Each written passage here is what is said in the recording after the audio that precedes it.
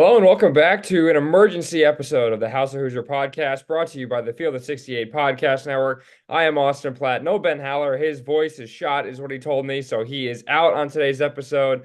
And well, there's also some pretty big news in Indiana basketball because Liam McNeeley is also out, is requesting that his national letter of intent be removed. And it seems like he'll be decommitting from Indiana. But joining me from the IDS, someone who has covered the men's basketball team for a few years now, is Will Foley. Will, thank you for hopping on to this emergency episode as we talk about this news, which kind of comes at a brutal time considering the timeline of the past week, really, in IU basketball news. Yeah, thanks for having me, Austin. It's just been a chaotic week of Indiana basketball, three-game winning streak. A lot of questions about Mike Woodson's tenure, but it was confirmed that he would be staying on with the program for next season. And then the Liam McNeeley news comes last night. The number 16 player, according to 247 Sports, a five-star in Indiana's only commit in the 2024 class, just a big blow to the program. Came really out of left field. I mean, the account this week, Indiana basketball created a press release. They released that after McNeeley was named an All-American.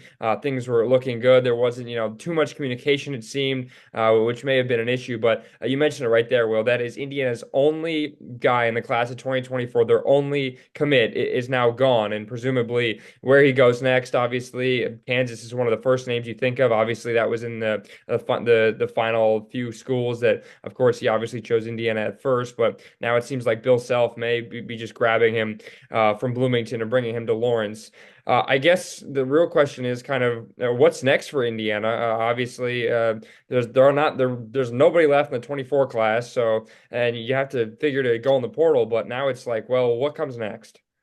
Yeah, I mean, it's just an interesting time. I believe after Indiana's win over Minnesota on Wednesday night, someone asked Mike Woodson a question about the transfer portal and him staying, and he kind of avoided it and wanted to focus on the team that he has right now with a few games left in the season. But in all honesty, I don't think that's just a reality with the timeline of college basketball these days.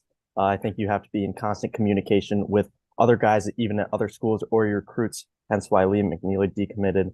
And there's a lot of question marks around this program and this team just because of the potential roster turnover that there will be next season. Khalil Ware likely going to the NBA draft. Mackenzie Mbako and Malik Renew question marks on whether they will return or not. Just a lot of no clarity with this team for next year. That's the biggest issue. And this comes at a time where Indiana's playing their best basketball this year. We mentioned the three-game winning streak as it kind of rolls into senior day on Sunday against Michigan State, and the potential for Indiana to go on a run in a Big Ten tournament and potentially see some sort of postseason basketball. But if we go back to the timeline in kind of the fall when this recruiting period was really heating up, obviously McNeeley was the first, domino to fall in the way of Indiana. Obviously announced on ESPN during a high school showcase game. And then, he said, Boogie Flan, Derek Queen, pick up the phone and go and come to Indiana with me. And Boogie Flan, signs were pointed that he was coming to Indiana. That looked good. But then the more it went on, the worse it got. And eventually, Coach Cal out of Kentucky grabbed him at the last second. And then Derek Queen, who all signs were pointing to Indiana as well, that seemed like a no-brainer.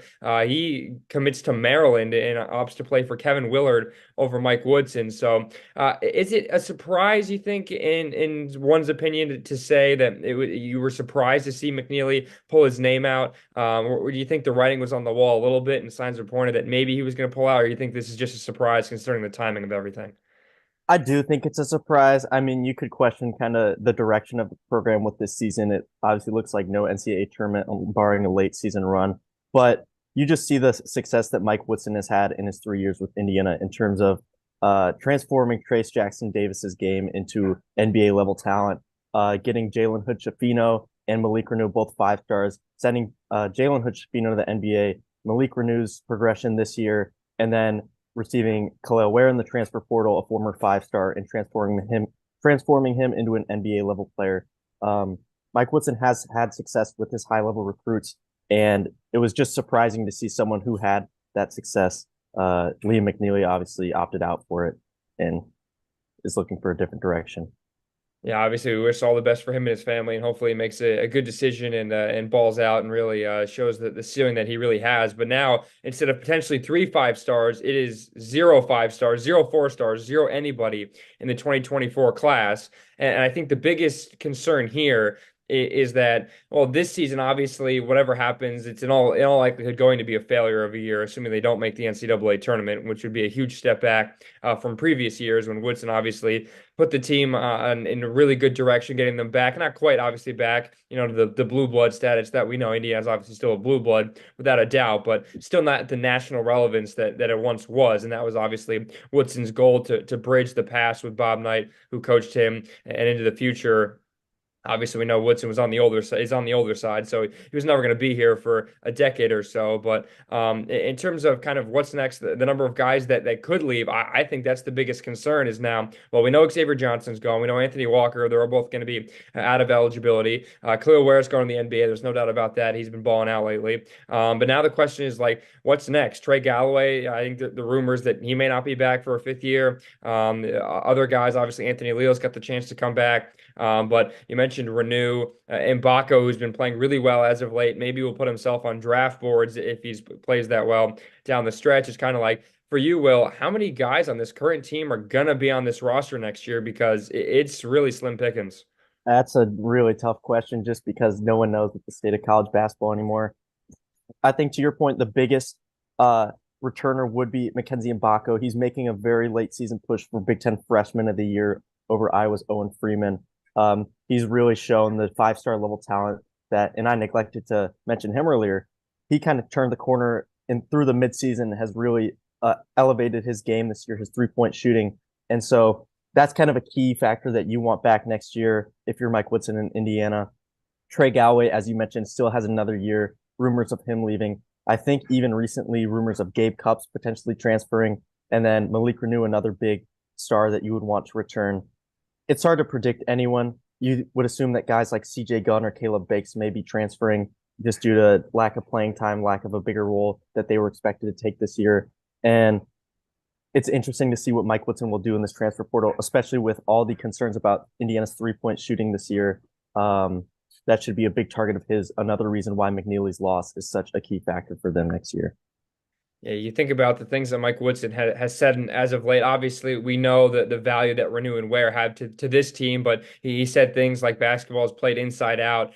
He's played, he said that Ware and Renew, they're the best when Indiana's at its best when they're on the floor. Obviously, he's talked all about getting over the hump, talked about the value of Xavier Johnson, even when he's injured, and almost, pointing a finger at, well, our team may not be as good as it is because of that Xavier Johnson. Obviously, it was mentioned, this was 24 hours after it was mentioned and rumored, and sources confirm that Woodson will be returning next year. Obviously, the program did not release anything about it. That was just a rumor. Zach Osterman of the Indy Star was one of the first ones on that. And then 24 hours later, this news happens. There's nothing obviously has come out about the program about this. Is there any way you think Mike Woodson does not return to the team next year? I know these sources obviously it's got to be someone close to the athletic department or who knows the team well, but after this bombshell of news, do you think there's a chance that maybe they start thinking about a buyout for Woodson? I don't see it likely, but I'm curious what you have to think. I think it's a slim chance. I mean, there was all the rumors as well about people breaking down Mike Woodson's buyout and how it would be kind of like a Bobby Bonilla type deal where it would be long-term small payments, which would be beneficial to Indiana if that were to happen. And also other rumors that said Bruce Pearl would be a main target, Auburn head coach, and that he would absolutely willingly take that job in a heartbeat. And so I just don't see it happening, though. Obviously, this is a fatal blow to Indiana for next year and the future, just to see a 5-star like this want a release from his national letter of intent so late. But I think Woodson is here to stay for at least another year, especially after 2 years in the NCAA tournament. Obviously, we knew that Woodson had done great things in the first 2 years, and we can pick out the positives and the negatives. Obviously, he had to re-recruit someone like Trace Jackson Davis. He had to bring in a bunch of guys for his first season. Got a team which really didn't necessarily, in my mind, didn't deserve to make the NCAA tournament. He got them there. Obviously, they won that game in Dayton. and obviously got just a taste, as he likes to say, of what the NCAA tournament was like. Flash forward a year later, Indiana has a great season last year with Trey Jackson Davis, Xavier Johnson injured for most of it, but a really positive year last year. Major steps forward, and a team this year that had kind of not the expectations that last year's one does, but you look on paper, 4 stars, 5 stars littered throughout the roster, a lot of potential, and it really has not come together until late. Obviously, the 3 game winning streak showing signs, whether it's too little, too late, still too much time in order to figure out the answer to that. But you think this at all impacts this season, the rest of this season, knowing that the future is very, very bleak, at least for right now? You think the guys that are going to be playing on Sunday and playing in the Big Ten tournament, you think this is going to have any impact on that? Hard to say. I would say most likely not, just because based off everything that we've kind of learned about these recent teams with Mike Woodson's 3 year tenure, he seems to be sort of a player's coach, which makes the decommitment surprising just because, you have Khalil Ware posting that image of him from his radio show sticking his tongue out, Mike Woodson, that is, after their win over Minnesota. All these guys have kind of bonded around him and banded behind him. And so I find it surprising that that would be the case. And, obviously they've had their ups and downs this year, haven't been able to catch a really big win, had Kansas in their grasp, but couldn't get that done.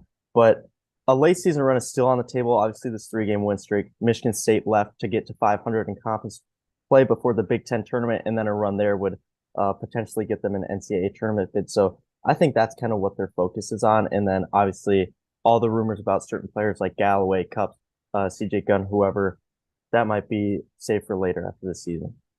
As you guys know by now, we've partnered with BetMGM this season. We'll be using BetMGM lines to make all of our picks, and we'll have special offers for the listeners and the viewers of the Field of 68 as we all get ready for the best month of the year, March Madness. If you haven't signed up for BetMGM yet, you can use the bonus code FIELD150 and you will get $150 in free bets on your first wager with BetMGM, regardless of whether or not you win that first bet. Here's the best part. All you need to do is deposit and bet $5 of your hard-earned money. This is how you make it work. Download the BetMGM app and sign up using the bonus code FIELD150. That's FIELD150. Deposit at least $5 and place your first wager on any game. You will receive up to $150 in bonus bets regardless of the outcome of your bet. Just make sure you use that bonus code FIELD150 when you sign up. And remember, BetMGM is now available in one wallet in select states. As a New Jersey resident, this is super convenient when I have to go cover games in Philly or New York, which happens quite a bit. When you cross state borders, you just log into your existing account and fire away. You don't have to create a new account in each state. It's easy, it's simple, and it's clean. And most importantly, we have some fun stuff coming up for the conference tournaments and for the NCAA tournament. Bet insurance tokens, college hoops odds boost, and my personal favorite, a nice little parlay boost here and there. So download the BetMGM app and sign up today. Big news, guys. I am thrilled to announce that we have partnered with Autograph, a company founded by the GOAT himself, Tom Brady. The Autograph fandom app gives you access to the best college hoops content, fan contests, and exclusive rewards like discounted tickets, all for doing the things that diehard fans like you already do, following your favorite team in the news and listening to podcasts just like this one. When Tom, and yes, I am calling him Tom, we're on a first name basis these days, co-founded Autograph, he had one mission in mind: change the fan experience for the better. It works like this. You get all of your college hoops content you want in one place. You get articles from your favorite writers, pods from your favorite hosts, contests from your favorite creators, all on the feeds and the sites that you already enjoy. But instead of having to go to all these different places, it all comes to you in one spot, the Autograph fandom app. But here's the best part. The more content that you consume, the higher you rank in the app. As you consider to level up in status on the app, you can unlock unique rewards curated exclusively for you. So download the free Autograph app in the App Store and use the referral code F68, that's F68, or tap in at the link in the description below or in the podcast app of your choosing to start earning points for doing something as normal as listening to this very podcast. I've said before on this show that, I'm not the biggest Woodson fan. I think their flaws. Obviously, we knew coming in, he'd be an old school guy, someone who obviously a mentor of Bob Knight, would be kind of defense first. Obviously, wasn't a big fan of the 3-point shot, considering when he played, there was no 3-point shot. So there are obvious, red flags, I want to say, when he was first taken in, and first brought into, but he's taken significant strides. He did something that Archie Miller couldn't do in 4 years, and that's make the NCAA tournament. He did it in each of his first two. And he's gotten the team to play, at least in the first 2 years, some of their best basketball in March. Obviously, without the March run 2 years ago, they did not make the tournament. Obviously, the win over Purdue last year at Mackey Arena was a huge step forward, with all of that. And Indiana, obviously, was okay at the back half of the year. In the Big Ten tournament, didn't do as well as people thought. In the NCAA tournament, didn't play to their seed. Obviously, ran into a really good Miami team, which ended up making the Final Four. My question to you is: we sit here now on March the 8th, and Indiana has 0 recruits in the 2024 class.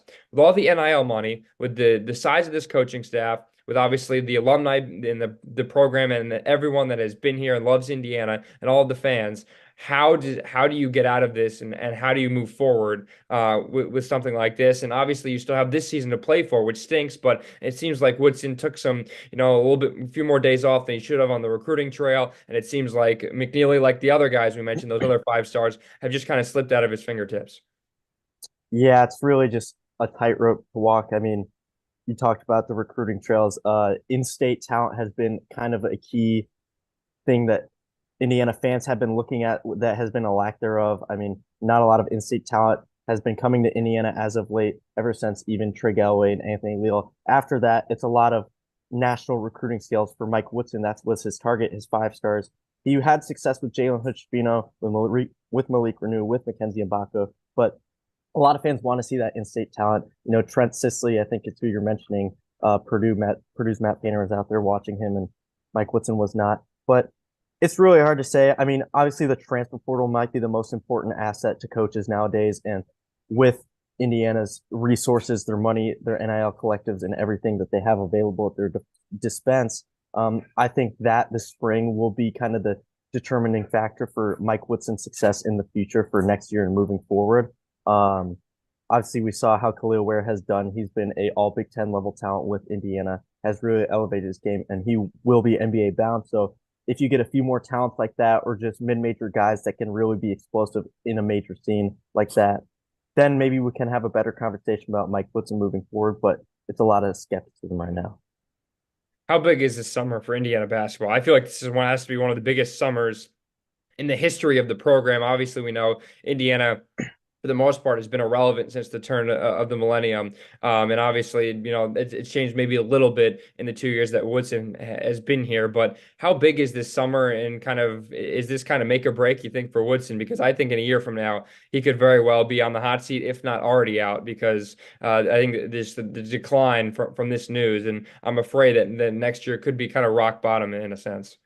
Yeah, I agree. I mean, I think it's really funny to think about just the way everything has gone since the Archie tenure. He got 4 years without an NCAA tournament, and here we are 3 years into Woodson's tenure, and he has 2 NCAA tournaments, but he may be on the hot seat. But that's just the reality of the college basketball landscape, like we talked about. It's all about resources, recruiting, transfer portal, and it's something that, while Mike Woodson has done well recruiting to a degree, he hasn't exactly translated it to the success and standards of Indiana basketball. You think about pre-2000, all that, the success with Bob Knight and the history behind Indiana basketball. And so this could be a huge summer. I mean, you need to get big transfer portal name. You need to get like a sneaky recruit in the late season recruiting stage, kind of like how he flipped Malik Renew. I think you need a 4 or 5 star level to get someone in the 2024 class that can be that kind of guy. And yeah, I think this might be a make or break here. I think I said Tom Green. I meant to say Archie Miller. My coaches are completely getting mushed together now, but regardless, it's still obviously a huge blow to Indiana. Kind of feels like a shot below the belt, considering that this all comes 24 hours after Woodson had been announced that he is coming back from a source clearly close to the situation. Well, I'm curious, what are your overall thoughts on Mike Woodson as a coach? We talked about, there are obviously some great things he's done as a recruiter, but overall, how do you think he's done in his job, and do you think think the fans who kind of wanted his head and wanted him to be removed after just 3 years, you think they were a little bit quick to the trigger? It might have been a little quick to the trigger for 3 years and 2 years of NCAA tournaments, but you know, you talked about how Woodson still talks about inside out offense. He plays a lineup featuring Malik Renew and Khalil Weir. Obviously, two of the best talents on Indiana's rosters. It's hard to ignore that, but at the same time, you sort of have to adapt to college basketball right now and how the game of basketball is played. And it's from the outside, it's the 3-point line, and it's something that Indiana has deeply struggled with. Just shooting overall between the free throw line and 3-point line has been the major struggle for Indiana basketball's offense this year. And, I think he got a little help from his first couple of years with Trayce Jackson-Davis, one of the best talents in college basketball at the time, one of Indiana's greatest basketball players of all time in the program's history. Jalen Hood-Schifino, a one and done, and he's in the NBA now, or bouncing back G League and NBA. He was just outside of a lottery pick, but, it's really hard to evaluate Woodson's tenure because of that, because he's had so many successful players. I guess to agree, you have to give him his credit for recruiting those guys and retaining Trayce Jackson-Davis. But at the same time, he may need to do a better job of translating that talent into better success for the program.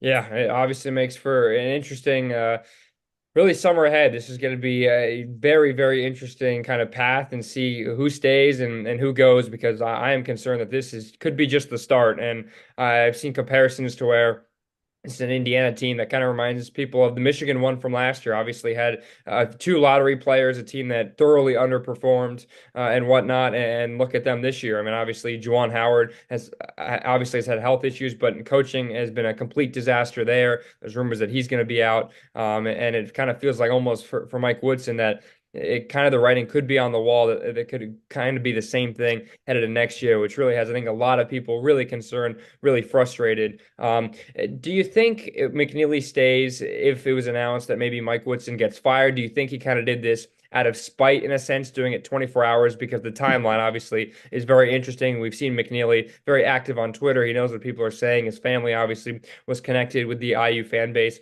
I'm curious, you think this was kind of all planned for him to do it this way?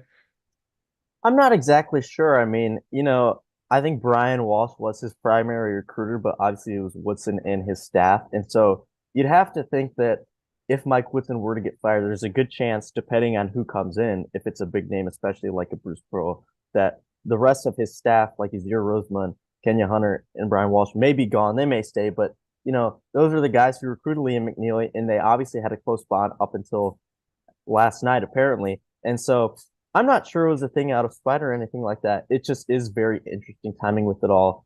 If anything, I'd have to say it has to do more with the direction of the program and the team's success this year, especially if you're competing with a team like Kansas, who's consistently a top 10 team, and other teams or schools at the top of the college basketball landscape, when Indiana, although they are by name and history, aren't exactly at that level right now.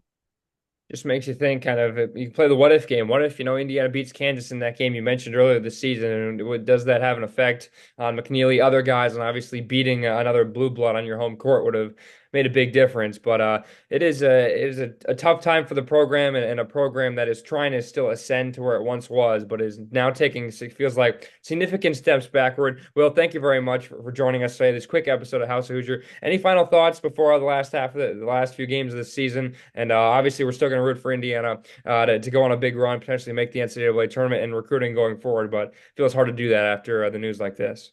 Yeah, we've had all the skepticism, but at the same time, they could win their last game against Michigan State, win 2 or 3 games in the Big Ten tournament, maybe even make the final. And then at that point, they would be in heavy consideration for the NCAA tournament. And an NCAA tournament bid may just change the season completely upside down and the future of the program. But, guess we'll have to see. For now, it doesn't look too good, but obviously there's still time left in this season. Thanks for joining us here on this special emergency episode of the House of Hoosier. Liam McNeeley decommits from Indiana just a day after it is announced that Mike Woodson will be returning to Indiana for a 4th year. For Will Foley, go follow him with the IDS Sports. I'm Austin Platt signing off here in the House of Hoosier. We'll talk to you next week after the regular season ends.